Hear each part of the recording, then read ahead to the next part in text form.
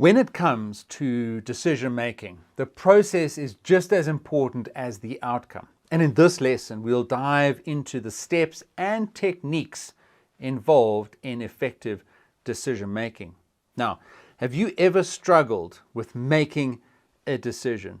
Maybe you've been stuck between two options, unsure of which path to take. Or perhaps you've made a choice, only to second guess yourself later on. Effective decision making is a skill that can be developed and improved on. Let's dive in and explore exactly how that works. Step 1.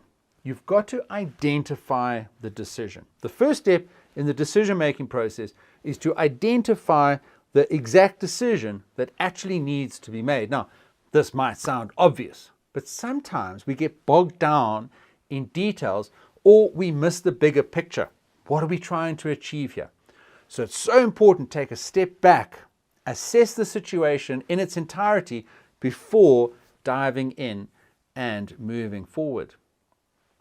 Step number 2 is to gather information. Gather all of the information relevant to the decision at hand.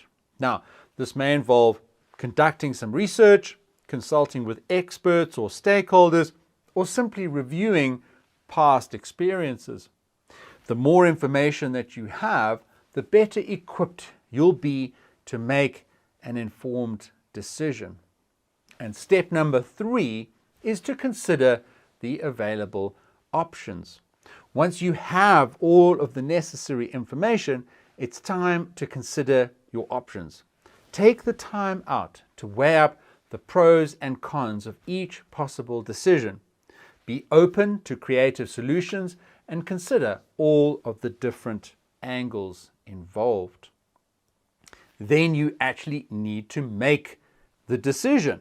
And this has to come after careful consideration in a way that chooses the option that aligns best with your values, goals, and priorities.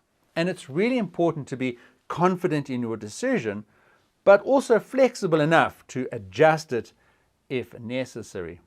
And then you must take action. The final step is to put it into practice based on your decision. This may involve communicating your decision to others. It might involve implementing changes or taking other specific actions in order to move forward on the basis of the decision that has been made. So here are some techniques for being effective in decision making, which in addition to the above steps will help you improve your decision making skills. You can use something like SWOT analysis, SWOT, which stands for assessing the strengths, weaknesses, opportunities, and threats involved in a particular decision. You can use something called decision trees, and this involves mapping out different possible outcomes and their associated probabilities. You can also look at something like a cost-benefit analysis. This involves weighing up the costs and benefits of each decision option. An effective decision making is a critical skill for managers, as you are often going to be faced with complex and high stakes decisions. By following these steps and the techniques that you've learned and that we've outlined in this lesson, you can improve your decision making skills and make better choices for yourself, your team, and ultimately your organization.